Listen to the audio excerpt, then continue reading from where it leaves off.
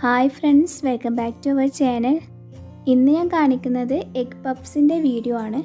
ഈ ഒരു പഫ്സ് ഉണ്ടാക്കാൻ വേണ്ടി നമ്മൾ ഓവനും യൂസ് ചെയ്യുന്നില്ല, ബേക്ക് ചെയ്തെടുക്കുന്നുമില്ല. അപ്പോൾ സിമ്പിളാണ് പഫ്സ് ഉണ്ടാക്കാൻ വേണ്ടി. എല്ലാവരും വീഡിയോ ഫുള്ളായിട്ട് കാണുക, കണ്ടിട്ട് ട്രൈ ചെയ്ത് കമൻറ്റ് ഫീഡ്ബാക്കൊക്കെ അറിയിക്കുക. നമുക്കപ്പോൾ വീഡിയോ കണ്ടു നോക്കാം. വീഡിയോയിലേക്ക് പോകുന്നതിൻ്റെ മുന്നേ എന്നും പറയുന്ന പോലെ നിങ്ങൾ എൻ്റെ ചാനൽ ആദ്യമായിട്ടാണ് കാണുന്നതെങ്കിൽ സബ്സ്ക്രൈബ് ചെയ്യുക. കൂടെയുള്ള ബെല്ലൈക്കണിൽ നോട്ടിഫിക്കേഷൻ വേണ്ടി ഓൾ എന്ന ഓപ്ഷൻ കൂടി പ്രസ് ചെയ്യണേ. ആദ്യം തന്നെ പപ്സിലേക്കുള്ള ഡോ റെഡിയാക്കി എടുക്കുകയാണ്. അതിനുവേണ്ടി 2 കപ്പ് മൈദ എടുത്തിട്ടുണ്ട്. ഇനി ഇതിലേക്ക് ആവശ്യമായിട്ടുള്ള ഉപ്പാണ് ചേർത്ത് കൊടുക്കുന്നത്. പിന്നെ ഇതിലേക്ക് 2 ടേബിൾ സ്പൂൺ മെൽറ്റ് ചെയ്തിട്ടുള്ള നെയ്യും കൂടി ചേർത്ത് കൊടുക്കുക.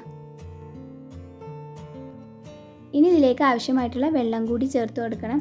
ഇളം ചൂടുള്ള വെള്ളമാണ് ഞാൻ ചേർത്ത് കൊടുക്കുന്നത്. അപ്പോൾ ആവശ്യാനുസരണം വെള്ളം ചേർത്തിട്ട് ഇത് നല്ല സോഫ്റ്റ് ഡോ ആക്കി എടുക്കുക. ഇപ്പോൾ ഇത് നല്ല സോഫ്റ്റ് ഡോ ആക്കി എടുത്തിട്ടുണ്ട്. ഇനി ഇതൊരു 5 മിനിറ്റ് റെസ്റ്റ് ചെയ്യാൻ വെച്ചതിന് ശേഷം കൗണ്ടർ ടോപ്പിലേക്ക് കുറച്ച് പൊടി തട്ടിയെടുത്തിട്ട് ഇതൊന്ന് പരത്തിയെടുക്കുകയാണ്. നന്നായി കനം കുറച്ച് പരത്തേണ്ട ആവശ്യമില്ല കേട്ടോ, കുറച്ചൊക്കെ കട്ടിയിൽ തന്നെ നിന്നോട്ടെ.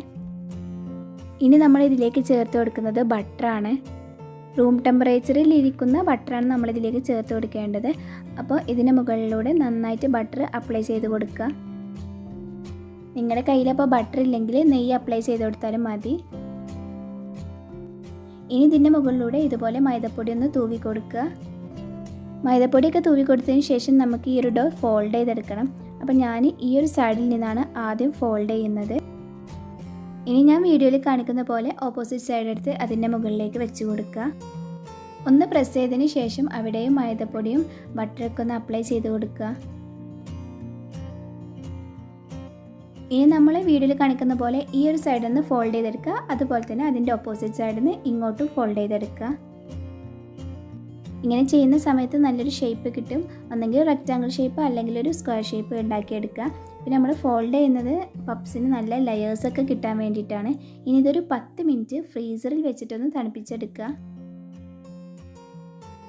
10 മിനിറ്റിന് ശേഷം ഇത് ഫ്രീസറിൽ നിന്നും പുറത്തെടുത്തിട്ടുണ്ട്. ഇനി നമ്മൾ ആദ്യം ചെയ്തതുപോലെ തന്നെ ഇത് പരത്തിയെടുക്കണം. ഇതിൻ്റെ ബാക്ക് സൈഡ് നോക്കിയാൽ കാണാം ലെയേഴ്സൊക്കെ ഉണ്ടായിട്ടുണ്ടാകും. ഇനി നമ്മൾ നേരത്തെ ചെയ്ത പോലെ തന്നെ ബട്ടർ നന്നായിട്ട് അപ്ലൈ ചെയ്ത് കൊടുക്കുക. എന്നിട്ട് ഇതിൻ്റെ മുകളിലൂടെ മൈദപ്പൊടി തൂവി കൊടുക്കുക.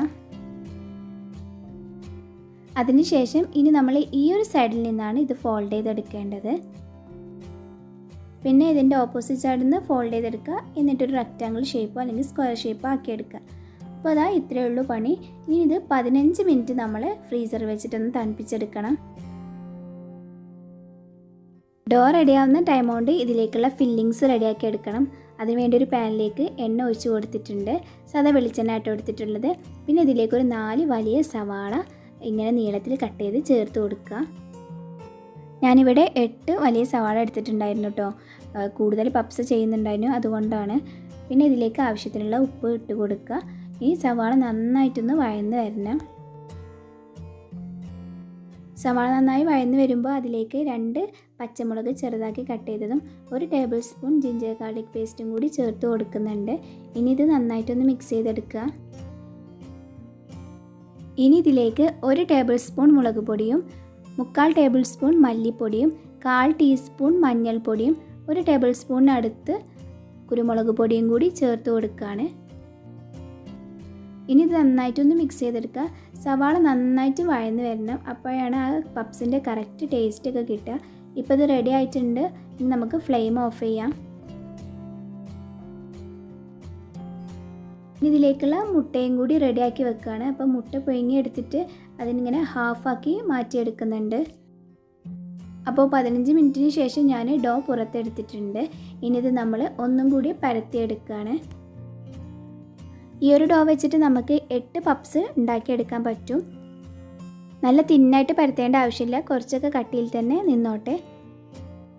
ഇനി നമ്മൾ പപ്സിന് ആവശ്യമായിട്ടുള്ള ഷീറ്റ് ഇതിമെന്ന് കട്ട് ചെയ്തെടുക്കുക. കട്ട് ചെയ്തെടുക്കുമ്പോൾ സ്ക്വയറാക്കി വേണം കട്ട് ചെയ്തെടുക്കാൻ. എൻ്റെ ഇപ്പോൾ കുറച്ച് നീളം കൂടുതലായി, അപ്പോൾ ഞാനിതൊന്ന് സ്ക്വയറാക്കി എടുക്കുകയാണ്. ഇനി ഇതിൻ്റെ സെൻറ്ററിലേക്ക് നമ്മൾ ഉണ്ടാക്കി വെച്ചിട്ടുള്ള ഫില്ലിങ് ചേർത്ത് കൊടുക്കുകയാണ്. അതുപോലെ ഒരു മുട്ടൻ്റെ പീസും കൂടി ചേർത്ത് കൊടുക്കുന്നുണ്ട്. ഇനി നമ്മൾ പപ്സിൻ്റെ ഷേപ്പ് കൊടുക്കുകയാണ്. അതിനുവേണ്ടി ഒരു കോർണറിൽ നിന്നും ഉള്ളിലേക്ക് ഇങ്ങനെ ഫോൾഡ് ചെയ്ത് വെച്ചിട്ടുണ്ട്. ഇനി ഇതിൻ്റെ ഓപ്പോസിറ്റ് കോർണറാണ് നമ്മൾ ഉള്ളിലേക്ക് ഫോൾഡ് ചെയ്യേണ്ടത്. ഇനി ഇത് തമ്മിൽ ജോയിൻ ചെയ്തെടുക്കാൻ വേണ്ടി ഞാൻ വെള്ളമാണ് യൂസ് ചെയ്യുന്നത്. വെള്ളം കയ്യിലാക്കിയിട്ട് ഇതുപോലെ ഒന്ന് ജസ്റ്റ് പ്രസ് ചെയ്തെടുത്താൽ മതി, നല്ല പെർഫെക്റ്റായി കിട്ടും. പിന്നെ നമ്മൾ കട്ട് ചെയ്യുന്ന ടൈമിൽ നല്ല സ്ക്വയറാക്കി കട്ട് ചെയ്താൽ ഇതുപോലെ പപ്സിന് നല്ലൊരു ഷേപ്പ് കിട്ടും. അപ്പോൾ ഇതുപോലെ തന്നെ എല്ലാ പപ്സും നമ്മൾ ചെയ്തെടുക്കുക.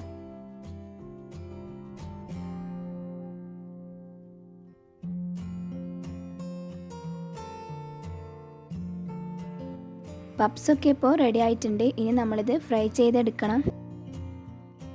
ഇനി ഒരു പാനിലേക്ക് ഓയിൽ ഒഴിച്ച് കൊടുക്കുക. എന്നിട്ട് നമ്മൾ ഈ പപ്സൊക്കെ ഫ്രൈ ചെയ്തെടുക്കുക. പപ്സ് ഫ്രൈ ചെയ്യുമ്പോൾ നമ്മൾ മീഡിയം ടു ലോ ഫ്ലെയിമിലിട്ടിട്ട് വേണം ഫ്രൈ ചെയ്തെടുക്കാൻ.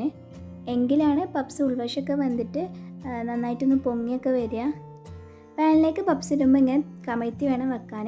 പിന്നെ നമ്മൾ അങ്ങോട്ടും ഇങ്ങോട്ടൊക്കെ മറിച്ചിട്ടിട്ട് ഫ്രൈ ചെയ്തെടുക്കുക. കാരണം എന്താ വെച്ചാൽ താഴ്ഭാഗം ചിലപ്പോൾ നമ്മൾ ഫ്രൈ ചെയ്തെടുക്കുമ്പോൾ അത് പൊങ്ങി വന്നിട്ട് നമ്മൾ മുകളിൽ ജോയിൻ ചെയ്ത ഭാഗം അടർന്നു പോകാൻ വേണ്ടി സാധ്യതയുണ്ട്. കുഴപ്പമൊന്നുമില്ല, നമ്മുടെ പപ്സിന് നല്ലൊരു ലുക്ക് കിട്ടും. പക്ഷേ മുകൾ ഭാഗം വെന്ത് വന്നിട്ടില്ലെങ്കിൽ പിന്നെ അത് മറിച്ചിടാൻ വേണ്ടി പ്രയാസമായിരിക്കും. പപ്സ് എല്ലാം റെഡി ആയിട്ടുണ്ട്. ഇനിയിപ്പം ബേക്ക് ചെയ്തില്ല എന്ന് വെച്ചിട്ട് ടേസ്റ്റിന് കുറവൊന്നുമില്ല, നല്ല ടേസ്റ്റ് തന്നെയാണ്. എല്ലാവരും ഒന്ന് ട്രൈ ചെയ്ത് നോക്കുക. ട്രൈ ചെയ്ത് നോക്കിയിട്ട് കമൻറ്റ് ഫീഡ്ബാക്കൊക്കെ അറിയിക്കുക. അപ്പോൾ നിങ്ങൾക്ക് ഈ ഒരു വീഡിയോ ഇഷ്ടമായെന്ന് വിചാരിക്കുന്നു. ഇഷ്ടമായിട്ടുണ്ടെങ്കിൽ തീർച്ചയായിട്ടും ഒന്ന് ലൈക്ക് ചെയ്യുക. നിങ്ങളുടെ ഫ്രണ്ട്സ് ആൻഡ് റിലേറ്റീവ്സിനൊക്കെ ഷെയർ ചെയ്ത് കൊടുക്കുക. നമ്മുടെ പ്രീവിയസ് വീഡിയോസൊക്കെ കാണുക. ഇതുപോലത്തെ റെസിപ്പീസിന് വേണ്ടി നമ്മുടെ ചാനൽ സബ്സ്ക്രൈബ് ചെയ്ത് സപ്പോർട്ട് ചെയ്യുക. Thank you.